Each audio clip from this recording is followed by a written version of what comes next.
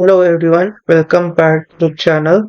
Today we will learn about what is data abstraction in database DBMS. The database system are built in complex ways of organize data. To make it easier for the people to use the database, creators hide complicate, complicated details that users won't need to worry about. This hiding of unnecessary complexity from users is called data abstraction.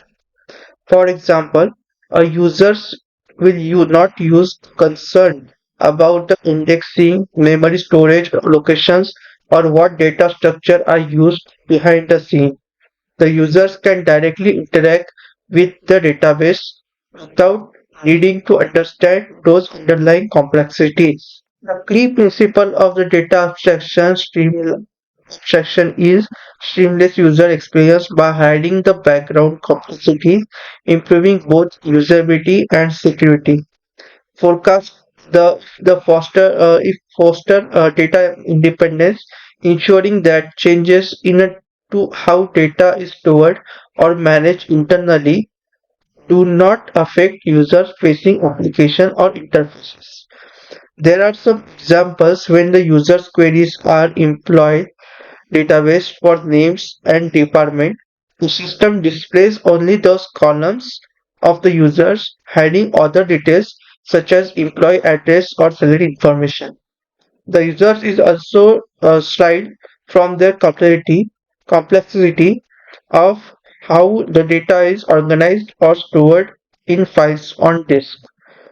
The advantages of this data abstractions are simplifies the interaction with the complex database for end-to-end users, promotes security by ensuring only relevant data, complex functionalities, data independence, and easier modifications without disturbing users' access, enabling the administration to organize the storage and retrieval mechanism independently from of the application or user interfaces.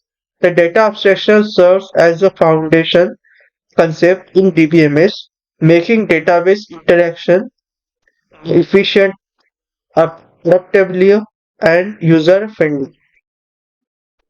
There are so we will see what are the levels of the abstraction.